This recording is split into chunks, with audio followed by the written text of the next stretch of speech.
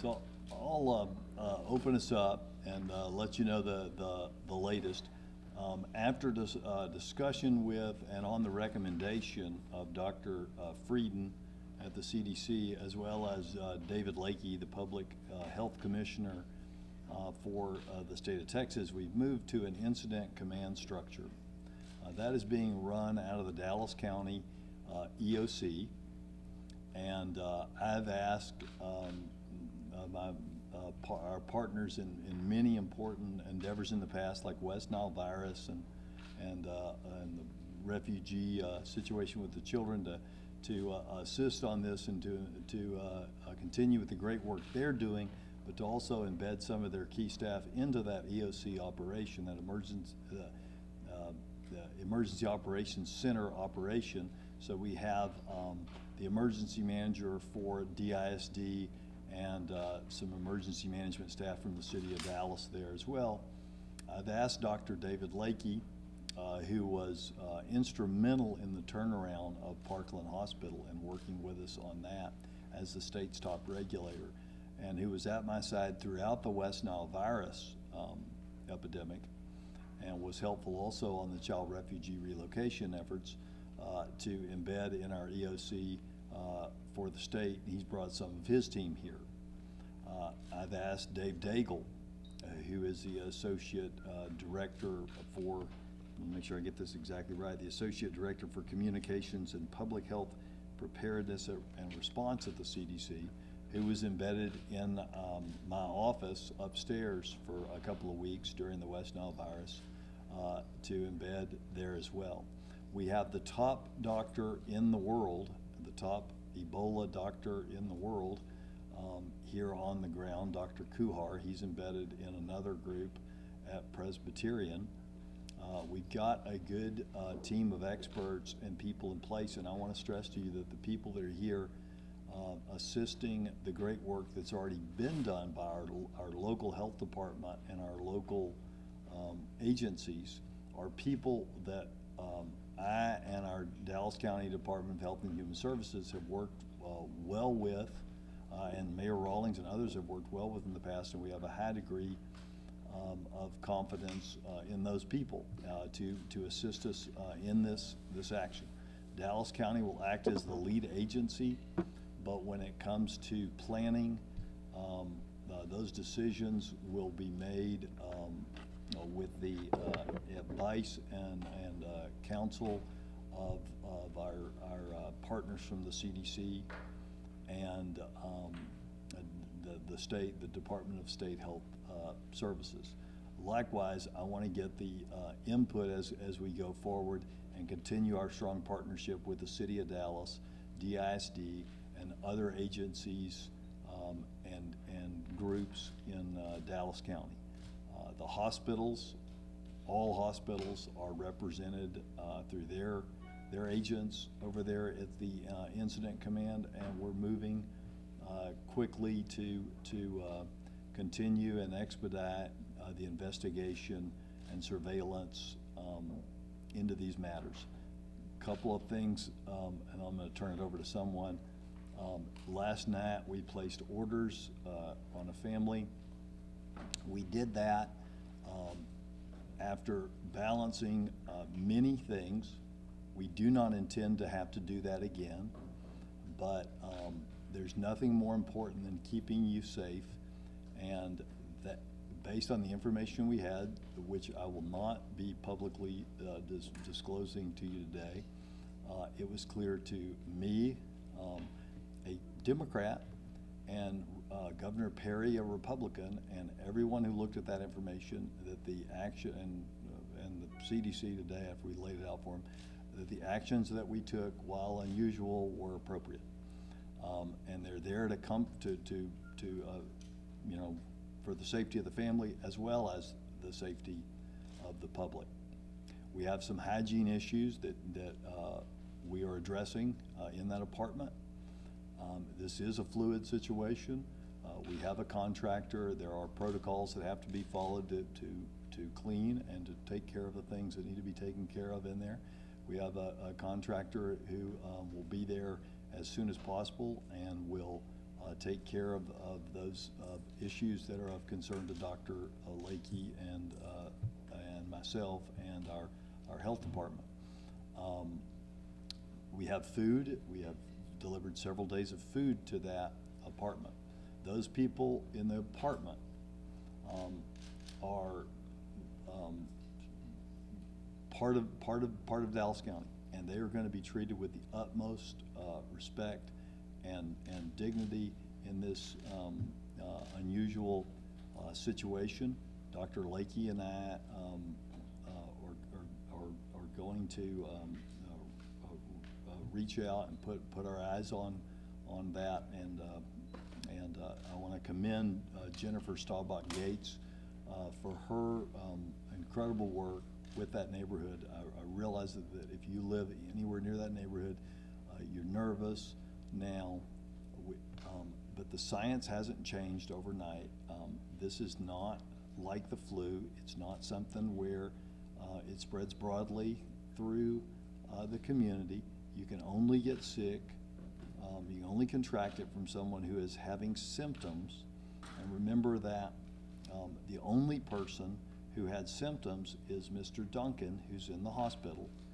And no one who has been around Mr. Duncan during the time that he has been symptomatic has shown any indication of having contracted Ebola or being sick from any other related illness. So this is a matter that we have a high degree of confidence we can control, and we are working to get the response, which has been a good response, strengthened, every hour of the day. Let's see if there's anything else. Oh, on the incident command, the name of the person that's going to be incident commander for us is Chief Doug Bass. He is our emergency management chief. He is not going to be available for interviews for y'all. Their job at Incident Command is to gather information and get tasks done that are given to them as the policy is laid down for them. And they are busy doing that, very busy doing that. And so there's not going to be time for them or for any of our section chiefs in this unified command to give interviews for the next few days. Lauren Mish, my chief of staff, will head up the PIOs there, and we'll have a joint communication with the city and DISD and other entities, and we'll try to get that information out just as close to real time as we can so that you can get that information to the public. We want to be as transparent as we can be, and we want to have the public's confidence, and we know the best way to have the public's confidence is to earn that confidence every single day. And we're going to do everything that we can to do that. I see Dr. Teresa Daniel back there in the back, and you should come up here because you're more than welcome to come up here. And the county commissioners court, the sheriff, all your county elected officials and department heads are working hard. They're working together. They're providing support. Same thing with the city and the school district. And with that, and we're going to take some questions from you. But with that, I'm going to turn it over to Dave Daigle,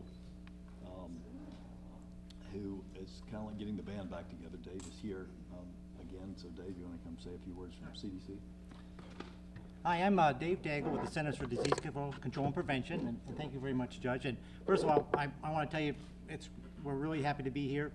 We're invited by the state and the county and the city, and we get to work with them on this investigation and do the contact tracing.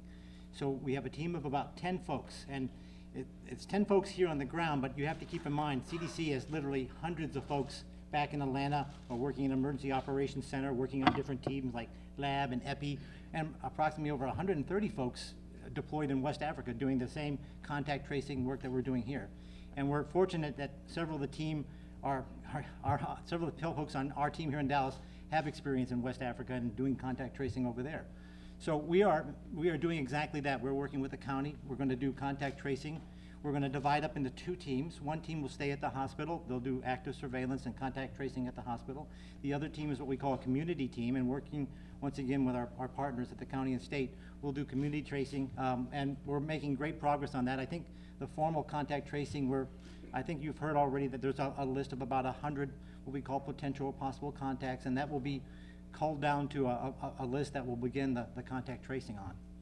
And so, once again, it's great to be here. Thanks for having us. And I think probably do questions later, and I'll get out of the way. Sean Ram, let me ask you a question, sir. How do you come to this number of 100 as you begin this concentric circle of contacts? But, you know, I might let Dr. Zachary take that for you, if you will. And I think they want to wait probably to the end. Yeah, let's wait for the questions at the end. Let's go through, I think Mike is, Mayor Rawlings is next. Good afternoon. As you can see, each member up here has a specific role to play on this team. County Judge Jenkins is kind of leading this effort. We appreciate CDC on tracking down these contacts and the expertise, and Mr. Miles is running the school front. What we're trying to do at the city is to make sure that we create a calm and safe environment for those people to do their work. That's our primary focus. This business is very local. When I say local, I don't mean Dallas. I mean a very specific neighborhood in the northeast part of Dallas. As Clay said, Jennifer Gates has been out there almost nonstop with the neighborhood, talking to people and communicating with them. The second thing we've done is we have had reverse 911 calls to all the residents. We've talked to them, we've explained to them what's happened, and we've given them the option to call us back. As I've said before, if citizens have any questions, they need to call 311. We will be able to give them a full explanation of what's happening and answer any questions that are challenging. If they feel sick, they need to call 911. And we will make sure that they get the first-rate paramedics that worked on this at the very beginning, that sort of delivery system, and we will take care of them from a health standpoint. We want to make sure that we hand out all the same materials that were handed out at the schools. We have gone kind of door to door to make sure all the people have. So we're getting the word out, and people are starting to understand what is happening, what Ebola is, and the science behind it, that you can't contract this unless you have contact with somebody that has shown signs of having this. The last thing that I would say, one thing I want to add, we've also embedded police there in the apartment complex to make sure there is calm and nothing else happens. We know the sheriffs are doing their part in regards to the contacts, but we want to create a safe environment there. That's where you come to play. I appreciate your professionalism as reporters and your aggressiveness.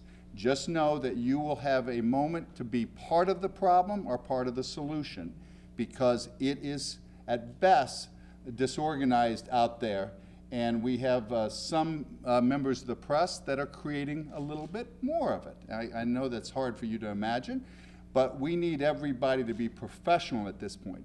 Safety is first and foremost, not only of our patient at Presbyterian, but these individuals that lived with the patient for a while and the contacts. If we have a chaos out there, and we've got some reporters that feel it is their obligation to pay people to move into their apartments, it creates a little bit difficult situation for the CDC and the county to do their job. So I'm going to ask you, as a professional one to another, be careful about how we interact there locally. And that's why we have people out there. We've got a city person working with the apartment manager. And if you have any questions, go to them, and we will make sure we're, as Clay said, be as transparent as we can, but we need to do it in an organized fashion. Obviously, a very important part of this is children, and what's happening at DISD, and I'll introduce Mike Miles. Thank you, Mr. Mayor. I'm Mike Miles, Superintendent, Dallas ISD. And for us, there are three priorities. The first and foremost one is our children's safety. That's always going to be our priority, so we're looking after that. The second is providing information. We did a lot yesterday. We're going to continue to do that. We're doing that today. Information to our parents, to our staff members, to our students, so that they also understand the situation and we're as transparent as possible. And then third is what we do every day, and that is to make sure we have high-quality instruction.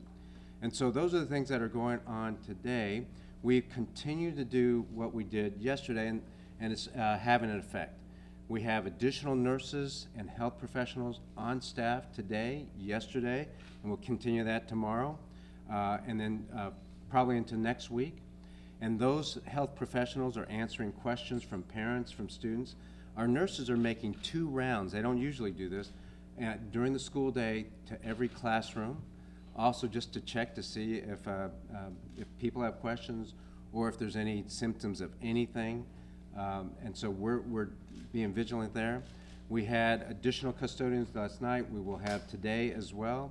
Today during the day we have additional custodians just to take the, we don't think there's any virus at any of those buildings, but we'll take that off the table. So we're doing extra cleaning and disinfecting. And now we're also enrolled the 5 students into the homebound program so that they will get curricular supports and technology supports to continue their education. I know there's some interest in our attendance. I can tell you, I'm very proud of the staff. We have our staff at the school. The attendance rate for the teachers is the same as it always is. And then for students, we're down a little bit. We're at 86% attendance for those 5 schools. The rest of the district is the same, but for those 5 schools, it's 86% attendance.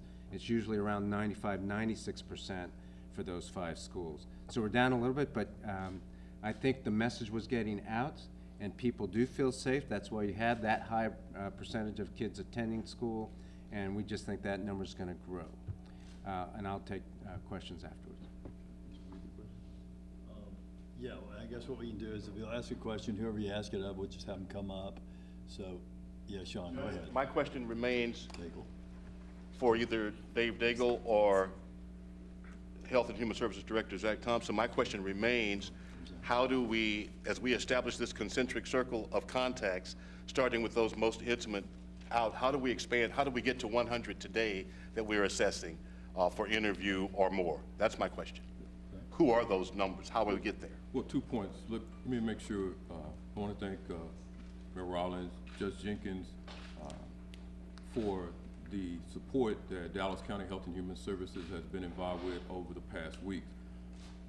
One point before I get to that question, I want to also thank our top doc. We talk about a top doc nationally, we talk about a top doc statewide, but the top doc locally is Dr. Christopher Perkins. It's his staff that has been involved in doing the contact tracing. The elements that we looked at is, let's start with the actual close family members. Those family members were assessed and determined that they are part of the immediate contact investigation that we start from. At that point, we look at interviews with other members of the family or friends who might have come in contact with the patient or the family members. So you begin to build your tracing based on that information.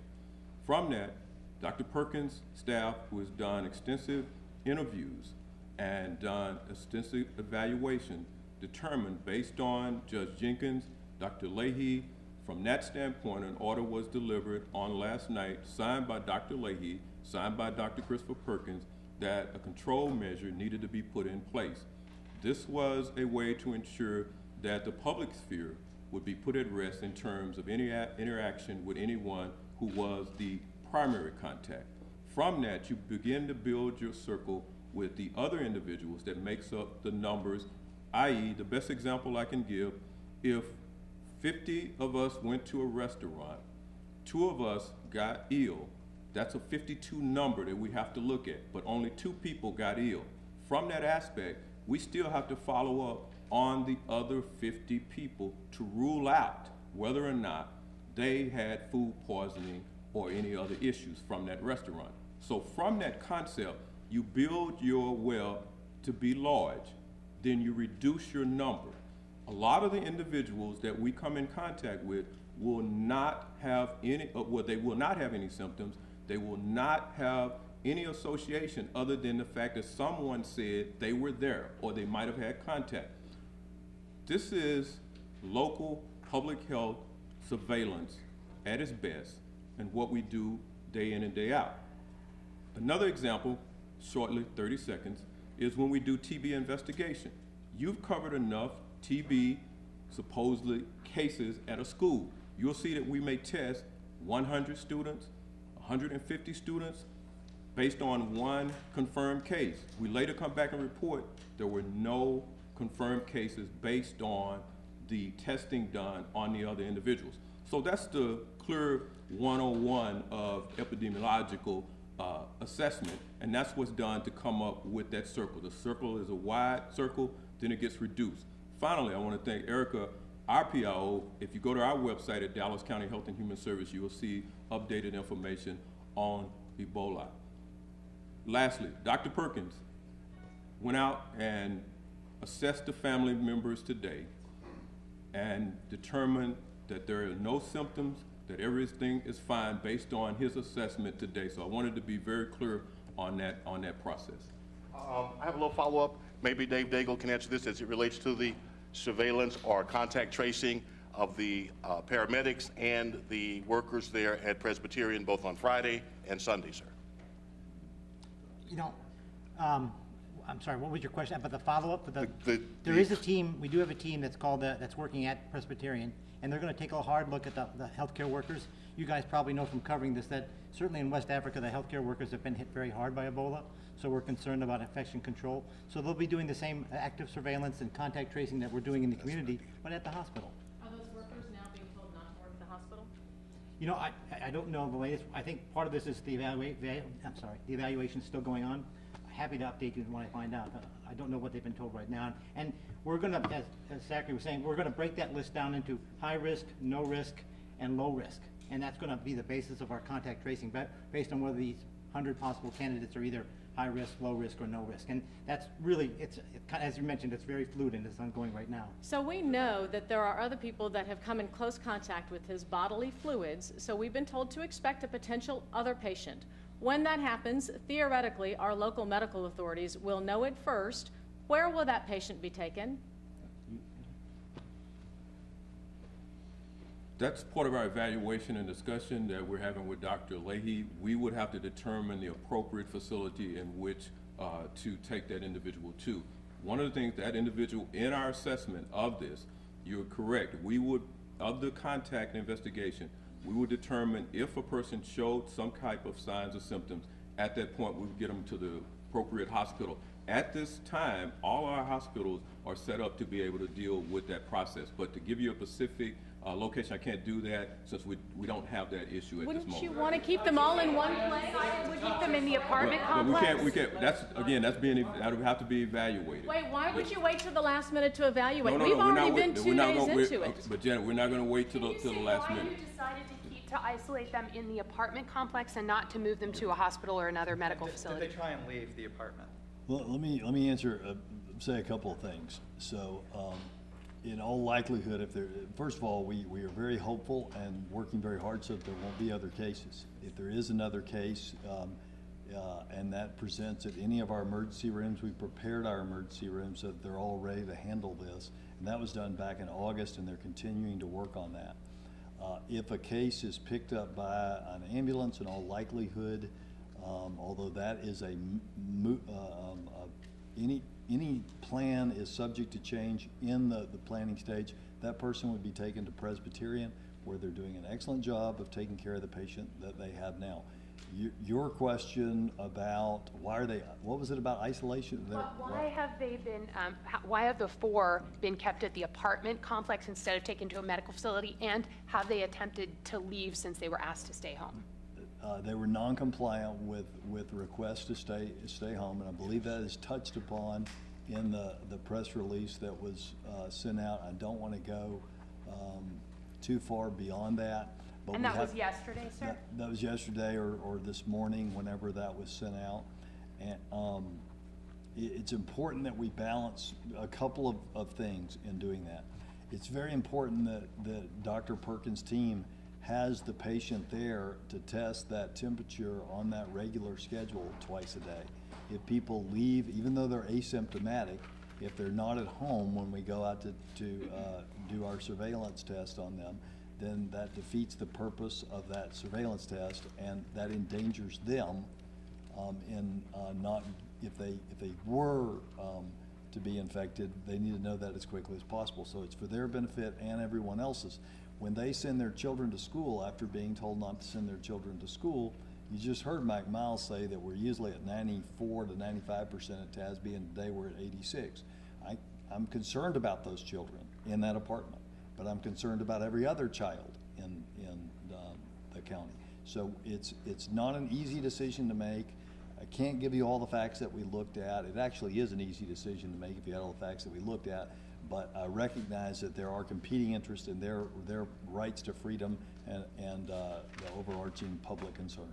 Judge, can you go into detail on how it's being You visited the apartment complex last night. You said you went to the complex, you served papers there. Dr. Perkins has been there too to check No. these patients. Can you describe for us your visit there and what precautions you took when going into that apartment? You served it. Yeah, well, And Dr. Perkins as well. as we went into the apartment last night, we felt that the appropriate action was to hear out the family members if they had any concern based on our conversation. And of course, they may have interviewed with other people. Based on our conversation, they understood what the process was about, and we didn't meet any resistance in terms of them understanding. We thoroughly read each line of the order and asked them, would they be willing to comply? And they emphatically said they would comply with the order. So I never saw any resistance from them. Judge, can you go into detail? Protective clothing when you went into the apartment. Could you explain what happened last night? Well, keep in mind these individuals are asymptomatic, so as far as them being contagious or being able to transmit this infection, that is virtually non-existent to zero, as we clearly indicated on yesterday.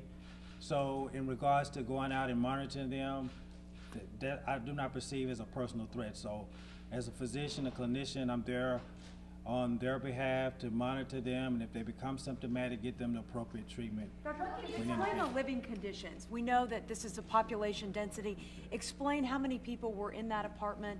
What you can. Cannot comment on that. Superintendent Miles, quick question.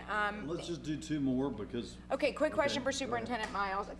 We talked to a parent today, and they said their daughter was actually in class while the health department came and removed one of these kids from school. Is that correct? No, I'd have to have more information. I'm not sure what you're talking Well, about. can you tell us about the cleaning company that's coming today? What is their background? What do they focus on? And can you elaborate How- why the sheets weren't picked up? How many people you had to go through You're talking before about they the agreed to schools? do this? No. We're talking about the At the apartment. You want information about the cleaning company? And the dirty sheets and Well, how many companies did you have to go through to get them? What are they specifically going to do? All right, so the company that is doing the cleaning, whose name I was given, but it escapes me at the moment, we can get it for you. The company that is doing the cleaning has worked for hospitals and for Dallas County before. They're a company that cleans up. We've used them in HIV, AIDS situations where we needed to do a cleanup, and other bloodborne illness cleanups. They use appropriate disinfectants and are appropriately licensed to do that. As far as the question about the sheets were placed in a sealed plastic bag and have been in the bag, as well as the belongings of Mr. Duncan. Those were also in a bag.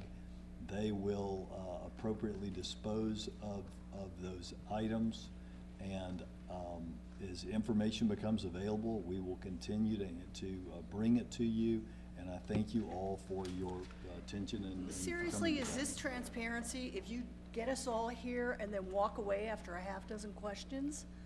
After a half an hour, because I've Even a got, half an hour isn't enough. Sherry, I've got meeting after meeting after meeting. and I I've have a got job ton of too, stuff to and do. you You've got a guys are ton of not them. being forthcoming. Thank you.